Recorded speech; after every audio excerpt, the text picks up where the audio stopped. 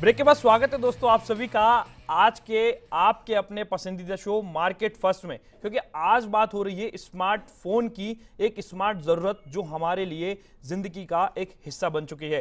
दोस्तों बातचीत के सिलसिले को आगे बढ़ाएं, लेकिन उससे पहले ओप्पो ब्रांड के बारे में जान लेते हैं कि आखिर ये ब्रांड है किस तरह का, राजस्थान में इसकी शुरुआत कब हुई और किस तरह से ये ब्रांड जो है वो राजस्थान में अपने ब्रांड को प्रमोशन के लिए और अपने माल को बेचने के लिए किस तरह से कस्टमर्स के बीच में काम कर रहा है। सीधे आपको लिए चलते हैं राजधानी जयपुर के ओप्पो स्टोर पर। नमस्कार दोस्तों, मेरा नाम सुभाष अग्रवाल है। हमारी firm S D Agarwal private limited जो पिछले 15 साल से मोबाइल्स में डील कर रही है और हर कंपनी के रेंज के मोबाइल हम रखते हैं। सैमसंग है, माइक्रोमैक्स, नोकिया वगैरह सभी रेंज रखते हैं। लेकिन इस दौरान पिछले 3 साल से एक नई कंपनी जो मार्केट में आई है, ओप्पो नाम से सभी आप लोगों ने सुना होगा। उसमें मोबाइल में स्टार्टिंग रेंज निम्न वर्ग के लोगों से लेकर हाई वर्ग के लोगों के लिए स्टार्टिंग में 6000 से लेकर 27000 तक मोबाइल अवेलेबल हैं। और इसमें हर कैमरा क्वालिटी भी काफ़ी अच्छी है और किसी के लिए भी जैसे कोई भी रेंज लेने के लिए ये नहीं कि हम ओप्पो में क्या रेंज देख पाएंगे क्या नहीं मिलेगी। हर रेंज के हिसाब से अवेलेबल मोबाइल हैं। स्टार्टिंग 6000 है, 10000, 15000, अच्छा 27000 सभी रेंज के मोबाइल अवेलेबल हैं। सर्विस वाइज भी इसमें कहीं कोई दिक्कत नहीं आती है। सर्विस सेंटर राजस्थान जयपुर में अवेलेबल है, अपने गणपति प्लाजा में और जोटवाड़ा में अवेलेबल है। कहीं कोई दिक्कत नहीं है। सर्विस सेंटर में भी एनी प्रॉब्लम बंदे सभी अच्छे काम करते हैं, जाते आपका सोल्यूशन हो जाता है, कहीं दिक्कत नहीं आती है। कंपनी की खासियत है कि कंपनी जो है खासियत है मतलब ये अच्छी काम कर रही है कंपनी। और मोबाइल्स में जो मॉडल बनाए हैं उसमें सभी प्रकार की मतलब किसी तरह की कोई दिक्कत नहीं आ रही है और सारे ब्रांड अच्छे चल रहे हैं। ग्लास में इसमें गोरिल्ला ग्लास यूज़ किया गया कंपनी ने, जिसमें आप अगर जेब में रखें, चाबी भी रख लें या छल्ला वगैरह कुछ भी एक्स्ट्रा कुछ सामान रखें मोबाइल के अलावा, तो ग्लास में स्क्रैच नहीं पड़ेंगे और आपका डिस्प्ले भी टूटेगा भी नहीं। इसमें कहीं दिक्कत नहीं आएगी आपको। गारंटी वारंटी टूटने का तो वारंटी नहीं रहती, बाकी अदरवाइज सॉफ्टवेयर प्रॉब्लम है या हार्डवेयर जो भी है 1 साल की गारंटी, 2 साल की गारंटी कंपनी प्रोवाइड करा रही है। अदर कंपनी 1 साल की गारंटी प्रोवाइड कराती है। अभी पिछले कुछ दिनों से ओप्पो की तरफ से कस्टमर रुझान काफ़ी अच्छा मिल रहा है और उसमें स्टार्ट 10,000 से 10,000 और 15,000 के सेट तो काफ़ी अच्छे बिक रहे हैं। और जो 27,000 का सेट है वो कुछ दोनों सेट के मुकाबले थोड़ा कम चलता है, क्योंकि अपर रेंज आ गई है तो हाई क्लास लोगों के लिए वो चीज़ होती है। तो मीडियम रेंज में 2 मॉडल अच्छे चलते हैं और लोअर कैटेगरी में जो हमारा 7,000 का फ़ोन है बहुत बढ़िया चलता है। ओप्पो में कैमरा क्वालिटी की बात करें तो सैमसंग और अदर कंपनी के मुकाबले इसमें काफ़ी अच्छी कैमरा क्वालिटी है। और साउंड की बात करें, साउंड भी अदर कंपनी से काफ़ी अच्छा है। और इसका जो रैम है इसमें समथिंग 2.5 GB 3 GB रैम, जो कंपनी अदर कंपनी के अलावा जो अच्छी रैम डाली इन्होंने, उस रैम का भी बेनिफिट कस्टमर को काफ़ी अच्छा मिलता है कि जल्दी से सेट हैंग नहीं होता है और कोई प्रॉब्लम जल्दी से कस्टमर को आती नहीं है। अगर आप फ़ोन खरीदना चाहें किसी भी रेंज में तो ओप्पो आपके लिए सबसे बेस्ट ऑप्शन है। अगर आपको लगता है हम ऐसा बोल रहे हैं तो एक बार आप मार्केट में आएँ और काउंटर पे देखें, आपको काफ़ी अच्छी रेंज देखने को मिलेगी और आपको सेटिस्फेक्शन मिलेगा इस चीज़ से, कंपनी से। दोस्तों अगर आप मोबाइल फ़ोन खरीदने का अमानत बना रहे हैं तो आपके लिए ओप्पो सबसे बेस्ट ऑप्शन हो सकता है। आप हमारे काउंटर विजिट कीजिए और ओप्पो की रेंज देखिए। धन्यवाद। ओप्पो भी एक ऑप्शन हो सकता है दोस्तों आपके लिए, जियोनी भी एक ऑप्शन है, ओप्पो भी एक ऑप्शन है और तमाम ऑप्शंस आपके बीच में पसंद आपको करना है। ओप्पो के बारे में जान लेते हैं। रोहित सोनी जी, आपसे मेगा पिक्सल्स को लेकर के कहा जाता है, आप जैसा कि आपने कहा कि ओप्पो कैमरा फोन्स के नाम से आपके ब्रांड को जाना जाता है, तो दर्शकों का सवाल है आपसे कि जो कैमरा फोन्स होते हैं उसके अंदर मेगा पिक्सल को तो बढ़ा दिया जाता है, लेकिन फोटो की जो क्वालिटी होती है वो वैसी ही रहती है। फोटो की क्वालिटी आईफोन जैसी क्यों नहीं होती है, क्या सुधार है? सर ये बहुत ही एक अच्छा क्वेश्चन है ये कस्टमर के समझने के लिए। सबसे पहली बात तो किसी भी कैमरे की क्वालिटी उसके मेगापिक्सल पे डिपेंड नहीं करती है। कभी भी किसी फ़ोन की क्वालिटी उसके मेगापिक्सल पे डिपेंड नहीं करती है। आपके कैमरे के अंदर आपके हार्डवेयर के साथ में एक कंपैटिबल सॉफ्टवेयर होना चाहिए जो कि आपके कैमरे को बहुत ज़्यादा एनहेंस करे ताकि वो बहुत अच्छी पिक्चर खींचे।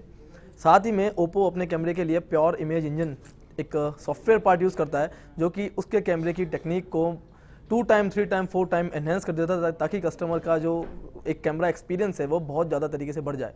एक प्योर इमेज टेक्नोलॉजी है जो कि ओप्पो का बनाया हुआ खुद का एक हार्डवेयर एंड सॉफ्टवेयर पार्ट है जो कि ओप्पो के कस्टमर्स को डेफिनेटली हर फ़ोन के अंदर मिलता है, ताकि भले ही आपका मेगापिक्सल चाहे कम हो लेकिन आपकी फ़ोन की जो क्लैरिटी है कैमरे की वो बहुत ज़्यादा एनहेंस होती है एक प्योर इमेज इंजन के थ्रू। लाइक अगर मैं बात करूँ एक कंप्यूटर, एक रैम होता है, अगर आप गेम खेलते हो 4 GB 5 GB बहुत हाई कॉन्फ़िगरेशन का आप गेम खेलते हो पीसी में, तो डेफिनेटली वो आपसे मांगता है ग्राफिक कार्ड। तो उस ग्राफिक कार्ड को सपोर्ट करने के लिए, उस गेम को चलाने के लिए आपको एक ग्राफिक कार्ड चाहिए होता है। उसी तरीके से एक अच्छी हाई क्वालिटी की इनोवेटिव पिक्चर ग्राफिक करने के लिए आपको एक सॉफ्टवेयर और हार्डवेयर पार्ट चाहिए होता है, जो सेम ओप्पो अपने कस्टमर्स को प्योर इमेज इंजन के थ्रू प्रोवाइड करवाता है, जिससे कि ओप्पो का नाम ओप्पो कैमरा फ़ोन है, ताकि क्योंकि कस्टमर को बहुत अच्छी कैमरा क्लैरिटी उसके फ़ोन में मिले। बिल्कुल धर्मवीर जी, शिकायत इस तरह की भी आती है फ़ोन के अंदर, फ़ोन को ज़्यादा यूज़ किया जाता है तो वो हीट जल्दी हो जाता है, हैंग होने की शिकायतें भी आती है। ऐसी शिकायतें क्यों आती है धर्मवीर जी, और इसको दूर करने के लिए किस दिशा में काम कर रही है विभिन्न कंपनियां? सर देखिए, अगर आप एक जगह लोड अगर बहुत ज़्यादा बढ़ा देते हैं, अगर उसकी कैपेसिटी है 10 की और आप उसमें 9, 8, 9.5 के आप उसमें स्पेस अगर आप कंज्यूम कर लेते हैं, 95% या 98% स्पेस कंज्यूम कर लेते हैं, तो वहाँ पर थोड़ी फ़ोन स्लो हो जाती है।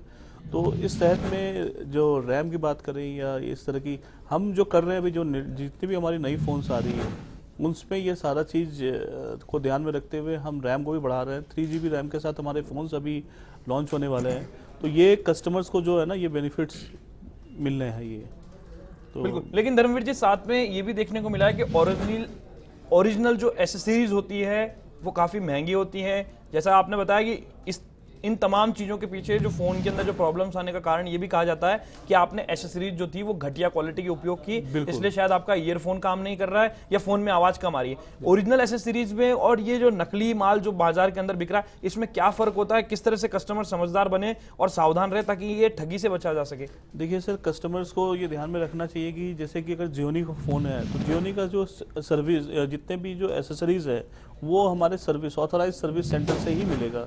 तो अगर आपने बाजार से परचेज़ किया तो ये डेफिनेटली आप मान के चले कि ये कोई ना कोई दूसरे चैनल से वो स्टॉक्स आए हैं और वो स्टॉक्स ऑथेंटिक स्टॉक्स नहीं है, तो वो सस्ते भी आपको मिलेंगे। कई बार कई सारे लोग आपको महंगे में भी बेच देते हैं, वो बिना टैक्स का भी स्टॉक्स रहता है जो कि ऑथेंटिक प्रोडक्ट्स नहीं होता है। तो इसके लिए आपको अगर बचना है तो सर आप मार्केट में जाके जो ऑथराइज सर्विस सेंटर है वहाँ से आप परचेज़ कीजिए, आपको ओरिजिनल प्रोडक्ट्स मिलेगा।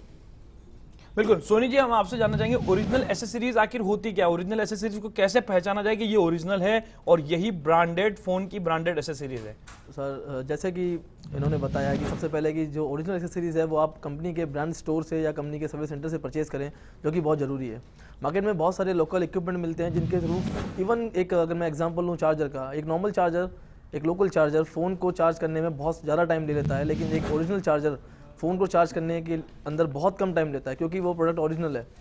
तो कस्टमर डेफिनेटली इन चीज़ों पे ना जाए कि ये प्राइस कम है तो मुझे ये परचेज़ कर लेना चाहिए। वो इन ओरिजिनल एसेसरीज़ को कंपनी के ब्रांड स्टोर से या कंपनी के सर्विस सेंटर से परचेज़ करे, क्योंकि सबसे अच्छी बात फ़ोन में ये होती है कि जब एक अच्छे फ़ोन के अंदर उसका ओरिजिनल हार्डवेयर आप उसमें सपोर्ट करोगे तो जो क्वालिटी आपको मिलेगी वो बहुत ही ज़्यादा अच्छी मिलेगी, जो कि एक लोकल इक्विपमेंट से आपको शायद नहीं मिलेगी। लेकिन रोहित जी, आमतौर पर ये भी देखने को मिला है जब फ़ोन हैंग हो जाता है तो नॉर्मली लोग क्या करते हैं, तुरंत टेक्नीशियन बनते हैं और फ़ोन की बैटरी को निकाल देते हैं ताकि फ़ोन को रिलैक्स हो जाए और वापस बैटरी लगा के फ़ोन को ऑन कर देते हैं। लेकिन आजकल इनबिल्ट बैटरी आ रही है फ़ोन्स के अंदर, फ़ोन हैंग हो जाता है तो उस समस्या के समाधान के लिए सर्विस सेंटर भी जाना पड़ता है या किसी और रिटेलर या और कई माध्यम पे पहुंचना पड़ता है। कस्टमर किस तरह से अपने फ़ोन को हैंग होने से बचाए और किस तरह से इस शिकायत को दूर किया जा सकता है?